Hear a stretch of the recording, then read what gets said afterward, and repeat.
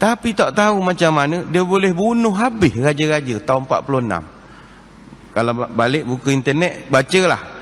Masa tu ramailah anak-anak raja ni, mana hak hidup lah, larilah, duduk di Terengganu ada, duduk di Pahang ada, hak tu sini pun ada Kampung Segedang, macam-macam. Hak ni mari daripada Sumatera belaka. Sebelumnya terima kasih untuk para dermawan di bulan ini. Terima kasih telah berdonasi dan menjadi member di channel ini. Semoga selalu diberikan rezeki yang berlimpah dan kesehatan. Amin ya robbal alamin. Halo, assalamualaikum warahmatullahi wabarakatuh. Kembali lagi di Indo React TV. Oke, kalian semua apa kabar semuanya? Semoga sehat-sehat selalu ya. Dan hari ini kita masih melihat ceramah Ustadz Badlisah lagi guys ya. Karena masih banyak ceramah-ceramah Ustadz Badlisah ini yang menarik perhatian. Dan pasti banyak pengajaran, banyak ilmunya di dalam ceramahnya ini guys. Nah, ini ada satu video dari Tazkirah Ustadz. Nah, judulnya, tajuknya Ramai Tak Tahu Sejarah Revolusi Penghapusan Total Kerajaan Melayu. Wow, ini menarik banget ini guys. Revolusi penghapusan total Kerajaan Melayu. Total Kerajaan Melayu. Kita tahu kan ya, nggak cuma di Malaysia tuh kerajaan-kerajaan Melayu tuh wujud ya. Di Sumatera itu juga semuanya itu Melayu sebenarnya. Dulu tuh banyak banget kerajaan Melayu di Sumatera tuh guys. Dari Sumatera bagian paling ujung sampai paling ujung bawah sini ya. Itu Melayu semua tuh guys kerajaannya dulu guys. Apalagi di Aceh, Palembang, terus di Medan ya, Delhi itu ya. Melayu semua tuh guys. Nah, mungkin itu yang dimaksudkan Ustadz ya. Sekarang kan nggak ada lagi gitu kan kerajaan-kerajaan Melayu yang di daerah Sumatera itu guys. Ya tinggal sejarah lah ya, tinggal sejarah. Dan tapi masih ada keturunan-keturunan raja zaman dulu tuh masih ada. Cuma kerajaannya nggak wujud lagi kecuali di Aceh ya. Di Aceh masih dipimpin oleh sultan ya. Tapi yang lain-lainnya itu sudah nggak ada lagi kerajaannya. Jadi mungkin Ustadz ini punya penjelasan yang lebih detail gitu ya tentang penghapusan total kerajaan Melayu kan. Yuk langsung aja kita lihat ya. Semoga video ini nanti bermanfaat untuk kita semua. Dan jangan lupa juga subscribe channelnya Tazkirah Ustadz ya guys. Yuk kita tengok ceramah Ustadz Badlisah Alauddin yang satu ini. Yuk. Indo React. Hadirin hadirat yang dirahmati Allah. Di pagi-pagi ni tajuk menghormati jiran je, betul je, bagi jangan pening-pening sangat. Mensyukuri nikmat kemerdekaan. Oh, tepat jam 12 tengah malam 31 Ogos tahun 2017 yang lalu, bermakna sudah genaplah 60 tahun. Ini 2017 videonya guys, sudah lama banget ternyata ya. Sudah berapa tahun gitu ya. Negara kita telah pun mengecapi nikmat bertuankan bangsa sendiri. Ini nikmat yang sangat besar. Sebab merdeka ni dia tak datang umpama embun di waktu malam. Betul. Merdeka dia bukan datang secara magic, baca jampi serapah, abrakadabra simsalabim, terus merdeka. Tak. Merdeka yang kita dapat ini kita bayar dengan air mata, keringat, darah dan nyawa orang tua-tua kita. Betul. Walaupun sejarah mencatatkan kita dapat merdeka hanya berunding, tak, perjuangan merdeka itu telah lama bermula. Sebab itu kita kena bersyukur sangat. Bagi orang muda-muda kena ingat, orang muda-muda, saya percaya ramai di sini hak pernah minum air nyo muda, kelapa muda. Tapi berapa orang dari kalangan orang muda pernah tanam pokok nyo? Maka hari ini kalau minum air nyo muda, jangan lupa itu buah pokoknya ada hak tanam. Jadi terima kasihlah kepada orang hak nanam pokok. Betul. Hari ini makan buah durian Musang King. Berapa orang pernah tanam, kawinkan pokok Musang King? Tak ada. Iya maka juga, setiap kali makan. Ya betul juga guys, aku nggak pernah berpikiran seperti itu guys. Ternyata iya juga ya. Zaman sekarang anak-anak mudanya tuh bisa makan aja gitu, boleh makan buah-buah itu aja, tapi tak pernah dia coba tanam gitu ya. Pokok kelapa, terus pokok durian, nggak pernah dia nanam. Pasti banyak anak-anak muda zaman sekarang kayak gitu guys. Makan padi, makan beras, nggak pernah dia tanam padi. Ya juga ya, aku baru berpikir kayak gitu guys. Dia pasti nggak tahu caranya, gimana cara nanam pokok kelapa, pokok padi gitu. Tapi untunglah aku masih hidup di zaman itu ya, masih merasakan aku bisa menanam pokok-pokok tersebut guys. Bisa aku tanam pohon-pohon itu. Kan jangan lupa ada hak menanam pokok Musang King itu. Betul. Sebab itu mensyukuri nikmat kemerdekaan ini perlu. Apa sebab? Yang pertama, kerana cinta kepada tanah air adalah tuntutan dalam agama. Masalah orang sekarang dia membayangkan cinta tanah air ni tak ada kena-mengena dengan agama. cinta tanah air ni seolah-olah cinta kepada dunia. Tak, ini satu persoalan yang sangat berbeza. Cinta dunia dengan cinta tanah air tidak sama. Sebab kita boleh tengok dalam kitab-kitab hadis macam mana Nabi SAW cinta kepada Mekah, cinta kepada Madinah yang merupakan tanah tumpah darah dia. Baik itu dalam peristiwa hijrah, ketika Nabi diperintah hijrah pergi ke Madinah, sampai di suku perjalanan Nabi pusing tala ke Mekah. Dari atas bukit Nabi pandang kota Mekah. Dari jauh Nabi telah membacakan satu rintihan. Kata Nabi bercakap dengan kota Mekah, wallahi innaka la ahabbul baqa'i ila Allah walaula innani akhrajtu minka ma kharajtu. Sebab Nabi membacanya, wahai Mekah, aku cinta padamu wahai Mekah. Kalaulah tidak kerana aku diperintah hijrah, aku tak akan tinggalkanmu wahai Mekah. Bayangkanlah begitu ya? Cintanya sekali dia pada Mekah. Cinta sekali. Berapa besar, berapa ramai daripada kalangan ulama ni, daripada kalangan Nabi, memang mereka cinta pada tanah air. Nabi Ibrahim alaihissalam misalnya, terkenallah doanya yang dirakamkan dalam surah Ibrahim ayat 35. Rabbi ja'al hadzal balada amina wajnubni wa bani an na'budal asnam. Tuhan, jadikanlah negeriku ini negeri yang aman, damai dan tentram. Jauhkanlah anak-anakku daripada menyembah berhala. Kita doa juga untuk tanah air, untuk negeri, untuk negara. Tetapi pada hari-hari tertentu, macam di Terengganu, barangkali dia doa setiap hari Jumaat sahaja. Hari-hari tak. Semayang-semayang seorang tak. Orang tak doakan untuk tanah air. Tapi Nabi Ibrahim, dia doa untuk tanah air dia. Jarang banget guys. Begitu juga baginda. Jarang banget orang-orang yang sekarang tuh, apalagi anak-anak muda ya guys ya. Ya termasuk aku juga sih, jarang banget aku berdoa untuk negeri gitu ya, untuk kesejahteraan negeri. Anak-anak muda zaman sekarang yakin banget aku jarang berdoa untuk negerinya. Kalau ada pun itu pun sedikit banget pasti. Nabi bila hijrah saja ke Madinah, duduk lama di sana, datanglah rasa cinta pula dia dengan kota Madinah.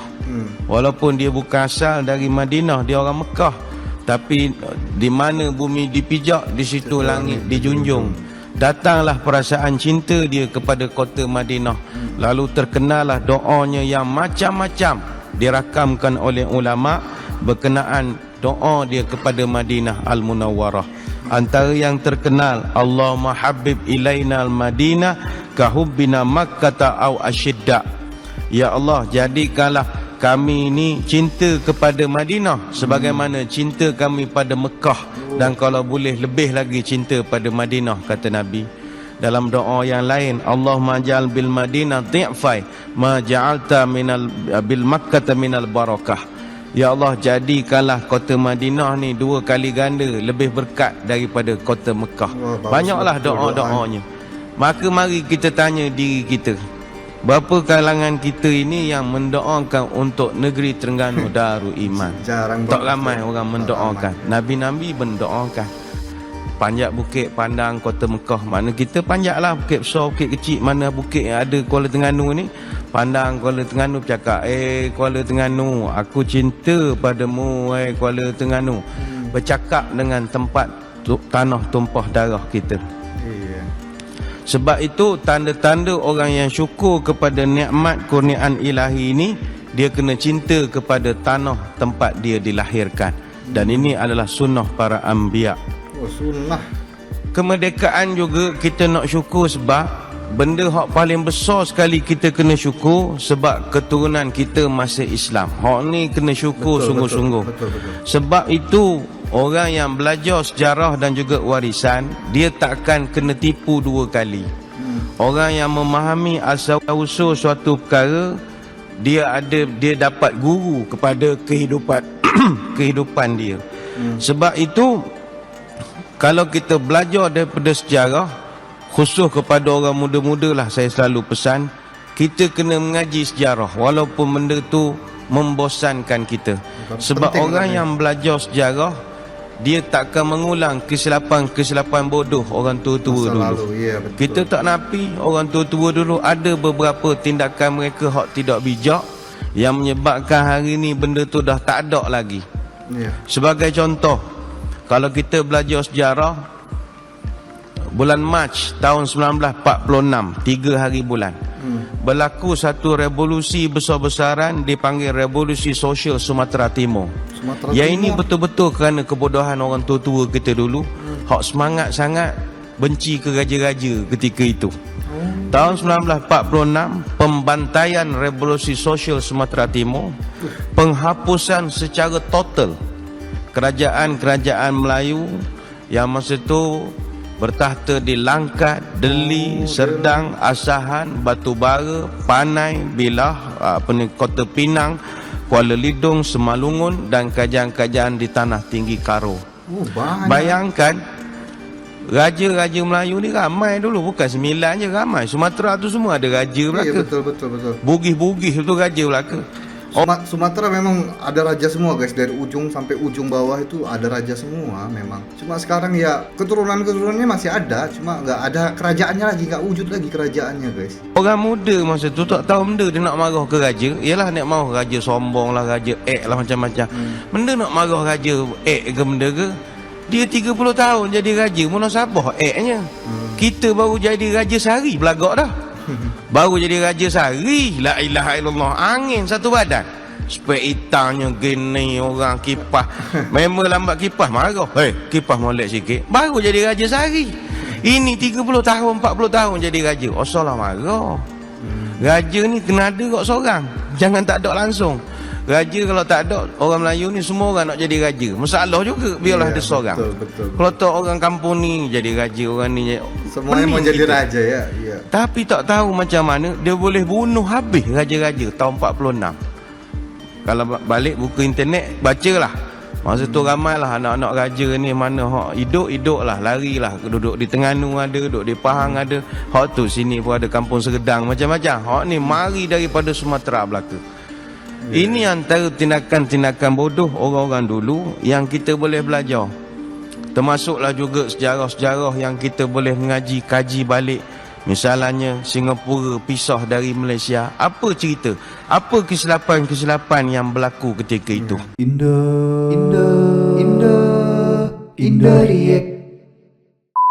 Oke, sudah tadi ceramah Ustadz Badli Salahuddin tentang penghapusan revolusi. Sedikit banget, pendek banget, nggak terlalu detail ya, karena itu videonya nggak full gitu ya. Tapi ya kita sudah bisa ngambil sedikit lah pelajaran dari ceramah Ustadz ini. Sejarah zaman dulu di Sumatera Timur banyak kerajaan-kerajaan Melayu yang dibunuh-bunuh semua rajanya ya, dihapuskan total gitu. Nggak tahu juga aku kenapa ya. Aku belum tahu detail tentang masalah itu, tapi memang yang aku tahu memang banyak banget kerajaan di Sumatera dulu ya. Sampai sekarang pun keturunan-keturunan raja itu masih ada. Di Palembang juga masih ada, di Aceh. Kalau di Aceh masih wujud lah ya, karena di Aceh itu masih dipegang oleh sultan pemerintahannya ya. Tapi yang di tempat-tempat lain kayak di Delhi, kayak di Medan gitu kan, sudah nggak ada lagi, nggak wujud. Di Sriwijaya juga nggak ada lagi kerajaannya ya, hanya tinggal sejarahnya aja, tinggal keturunan-keturunannya aja guys. Nah jadi itu zaman dulu tuh ya memang mungkin kesilapan ya, mungkin kebodohan, bisa dibilang kebodohan juga. Orang-orang zaman dulu gampang banget gitu kan, gampang sekali dipecah belah gitu kan, gampang sekali dihasut. Orang-orang kita ini gampang banget guys dihasut oleh orang-orang bule, orang-orang Inggris, orang-orang penjajah gitu, orang-orang asing gitu yang bukan orang Melayu gitu kan ya. Ya sekarang juga gampang banget kan kita disusupi oleh budaya-budaya asing gitu kan ya, kayak Barat atau budaya-budaya Korea sekarang kan, yang memang bukan original orang Melayu gitu. Masih sampai sekarang berlaku seperti itu kan, berarti memang watak kita dari dulu seperti itu guys ya. Semoga seiring berjalannya waktu kita tidak mengulangi kesalahan-kesalahan zaman dulu ya guys ya, dan mungkin harus kita tanamkan terus jiwa patriotisme dan rasa cinta terhadap negeri kita sendiri seperti yang dilakukan oleh nabi-nabi kita ya guys ya. Itu juga sunnah ternyata ya, mencintai negeri gitu kan ya. Mantap ini ceramahnya ya guys ya, walaupun pendek tetapi banyak ilmu yang bisa kita dapatkan dari video ini, dan semoga bermanfaat juga untuk kalian ya video ceramah Ustadz Badlisa yang satu ini. Dan nanti kita tengok lagi ceramah-ceramah Ustadz Badlisa yang mantap-mantap, yang bagus-bagus. Jadi stay tune terus di Indorek TV, dan terima kasih untuk teman-teman yang sudah menjadi member VIP channel ini. Dan akhir kata, assalamualaikum warahmatullahi wabarakatuh. Bye bye. Sayonara, sayonara, sampai berjumpa lagi.